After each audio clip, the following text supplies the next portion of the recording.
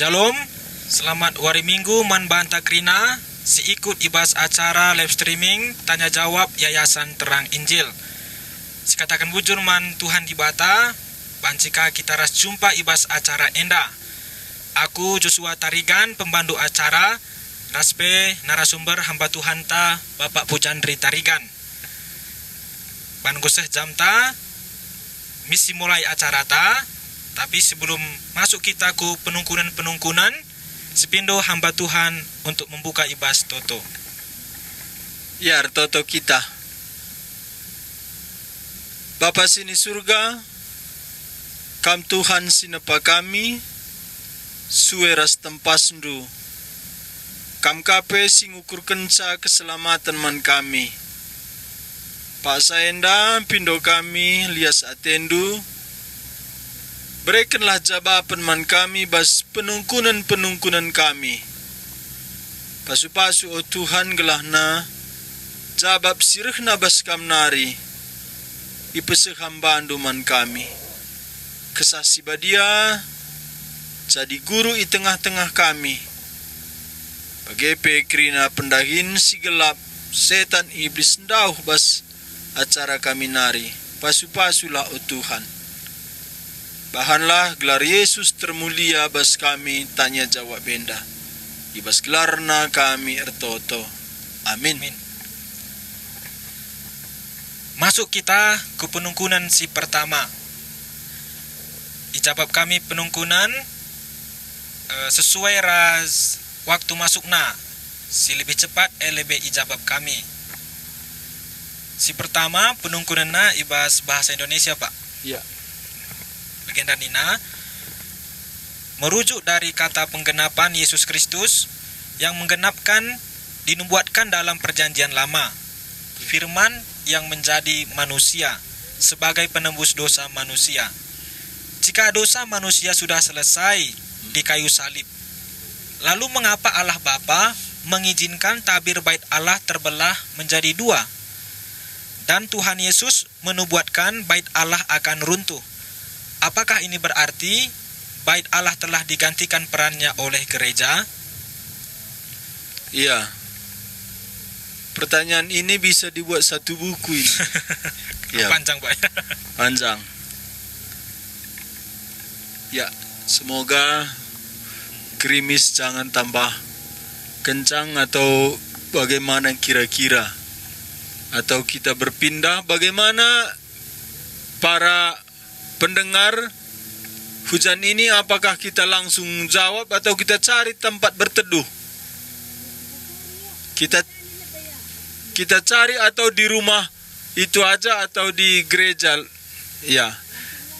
Jadi sementara waktu berjalan, kami tetap hidupkan Facebooknya, tapi nanti setelah ketemu tempat yang lebih teduh, kita akan menjawab. Karena nanti terganggu, ini konsentrasinya harus tinggi, karena pertanyaannya ini, saya dengar tadi ada 5 atau 6 jawaban yang harus dijawab. Ya, ya, langsung kita bergerak. Siapa yang angkat speaker? Iya. Mungkin kameranya bisa dinampakkan pemandangan sekilas. Boleh.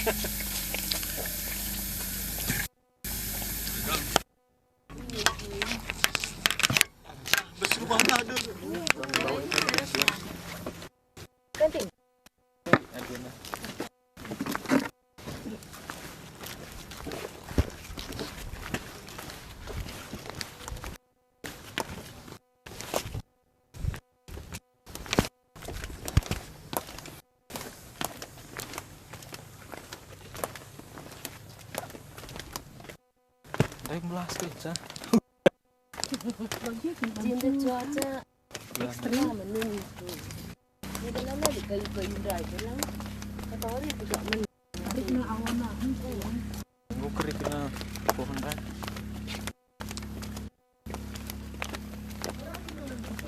Langsung kita air dalam. Kami tingkat dalam.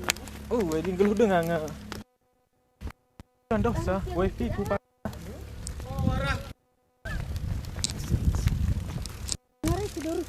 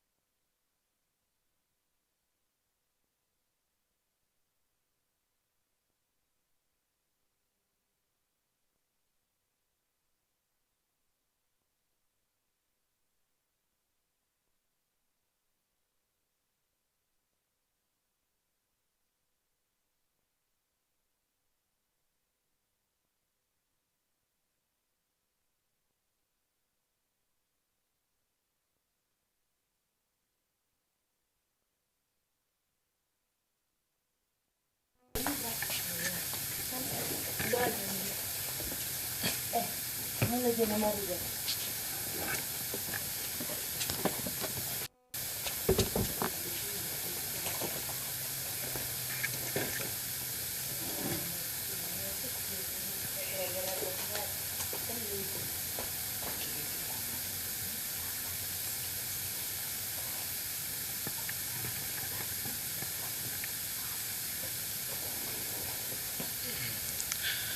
Masuk kita ku penungkunan pertama.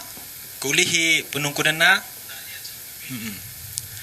Merujuk dari kata penggenapan, Yesus Kristus menggenapkan yang dinubuatkan dalam perjanjian lama, firman yang menjadi manusia sebagai penebus dosa manusia.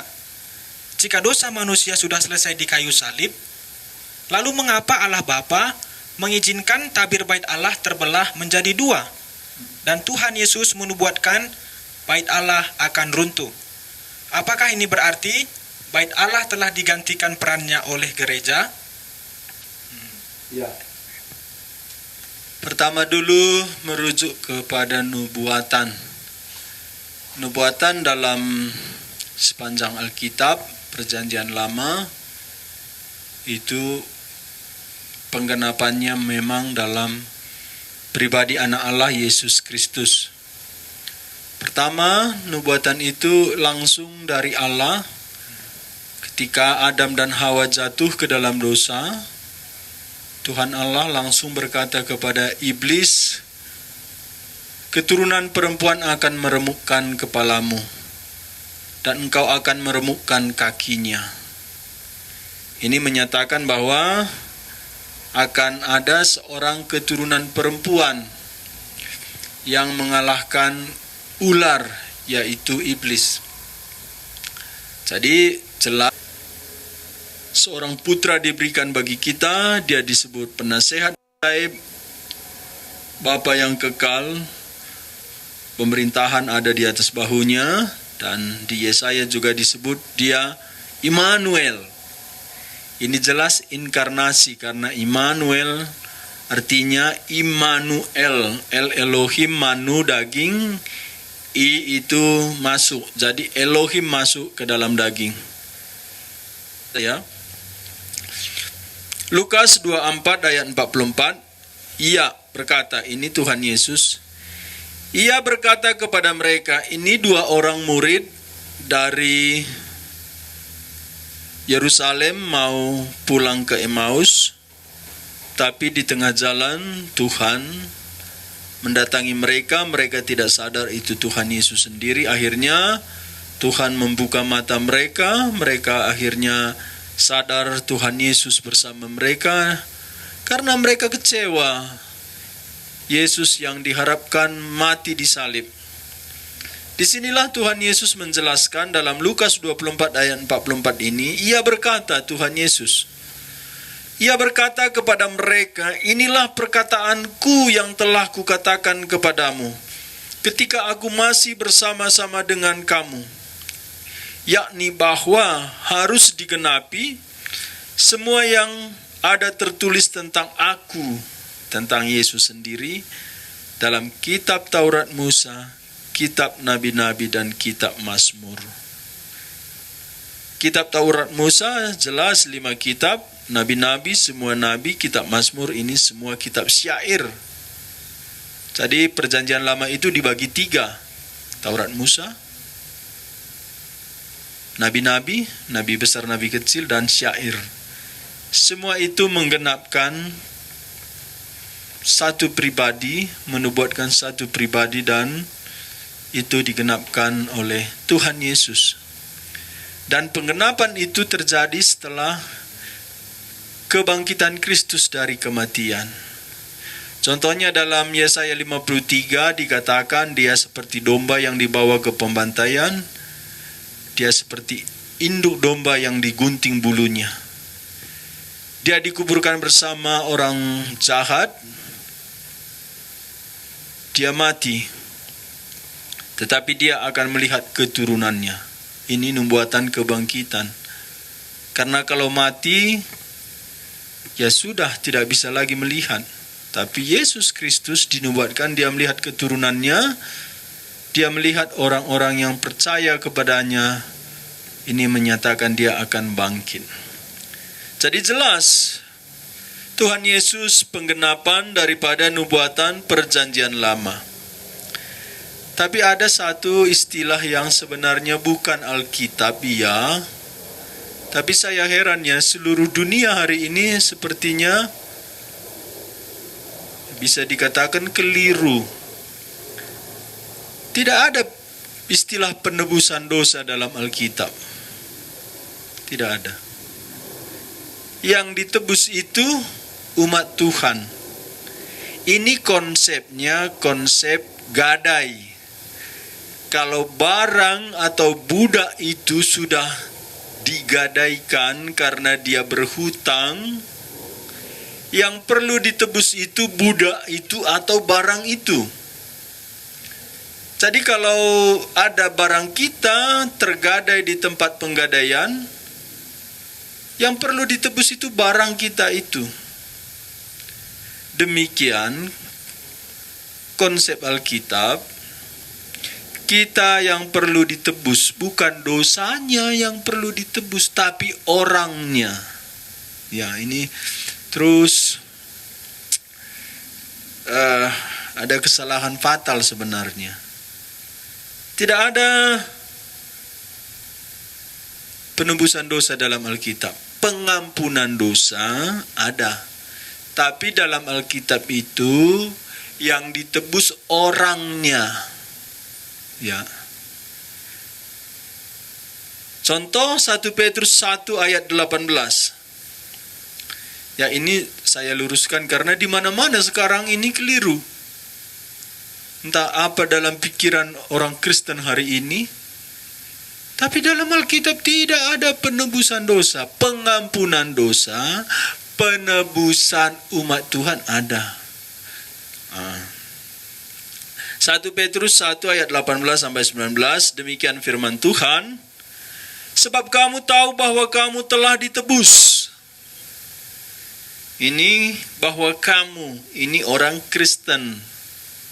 Kamu telah ditebus, bukan dikatakan dosamu ditebus, kamu ditebus. Dari cara hidupmu yang sia-sia yang kamu warisi dari nenek moyangmu. Itu bukan dengan barang yang fana, bukan pula dengan perak atau emas, melainkan dengan darah yang mahal, yaitu darah Kristus yang sama seperti darah anak domba yang tak bernoda dan tak bercacat. Sekali lagi ya, Alkitab berkata, bukan dosa yang ditebus, tapi orangnya. Orangnya sudah di bawah kuasa dosa, karena berpisah dengan Allah, supaya bisa bebas dari dosa, kembali kepada Allah. Allah yang adil tidak bisa tidak menghakimi dosa. Dosa kita itu dihakimi pada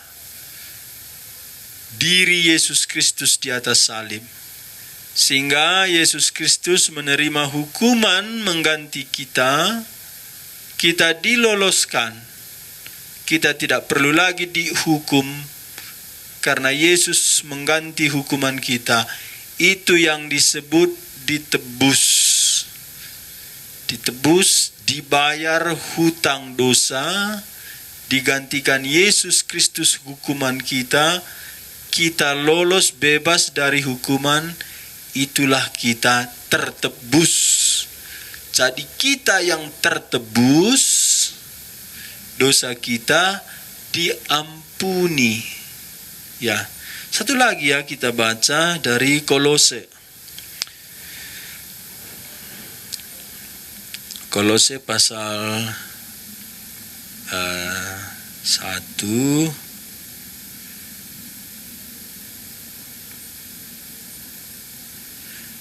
kita mintalah Joshua yang baca Kolose pasal 1 ayat 13 sampai 14. Ia telah melepaskan kita dari kuasa kegelapan dan memindahkan kita ke dalam kerajaan anaknya yang kekasih. Di dalam Dia kita memiliki penebusan kita, yaitu pengampunan dosa. Ia telah melepaskan kita dari kuasa kegelapan dan memindahkan kita dalam kerajaan anaknya yang kekasih. Ia di sini Bapa di sorga. Melepaskan kita dari kuasa kegelapan. Berarti kuasa kegelapan membelenggu kita.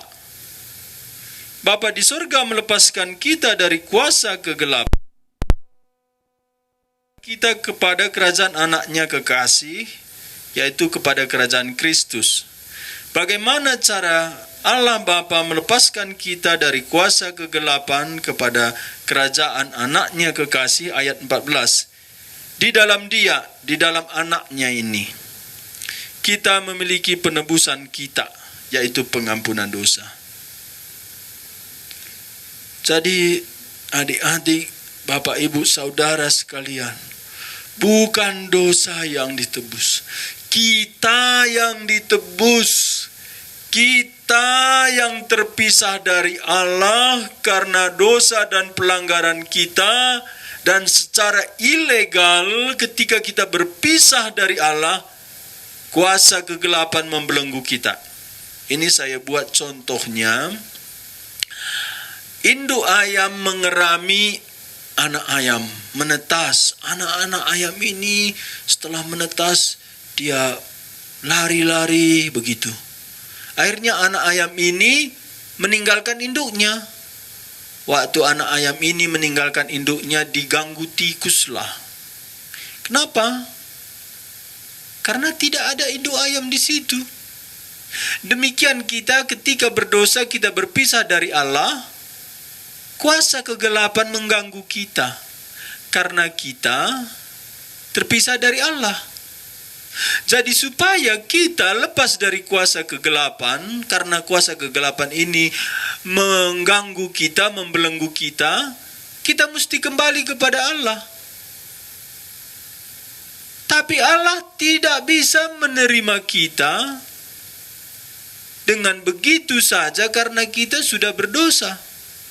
Karena sifat keadilan Allah, Dia harus menghukum dosa kita, maka perlu pengampunan dosa.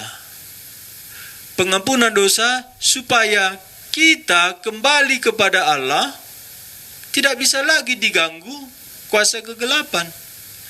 Jadi pengampunan dosa inilah yang disebut penebusan kita.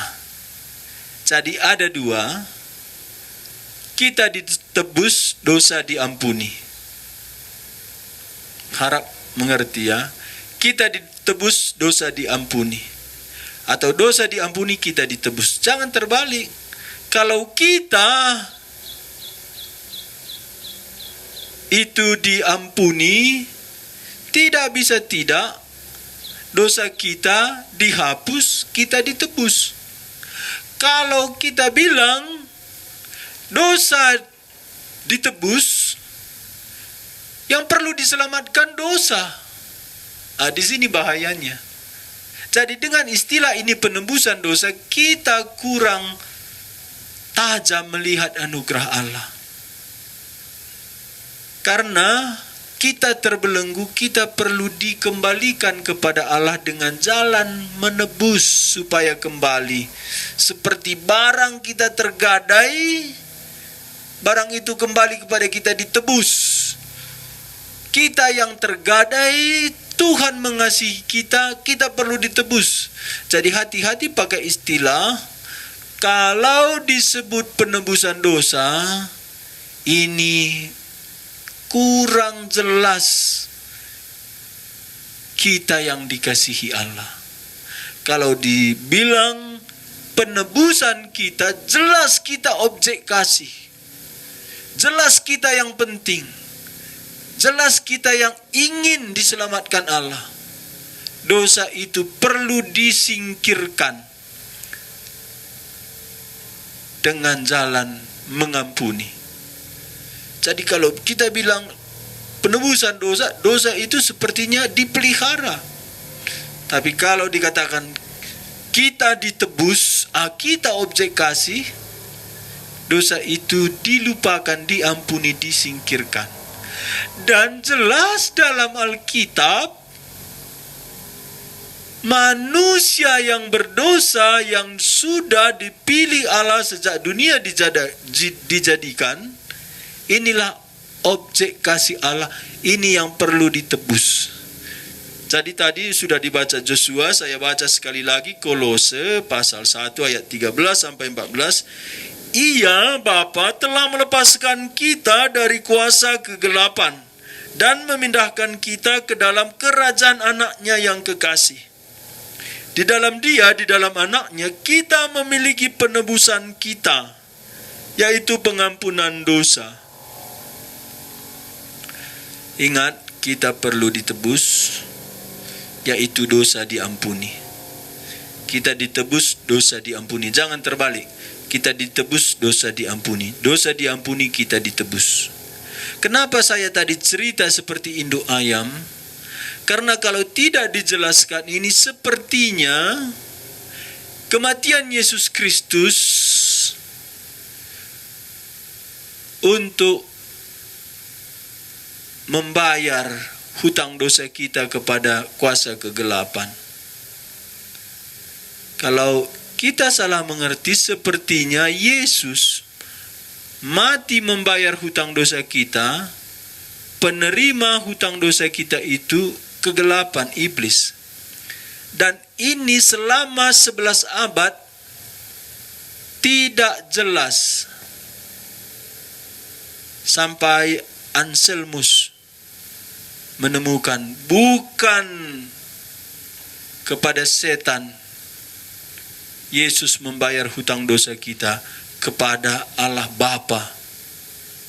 Dan bukan dosa yang ditebus, tapi manusia.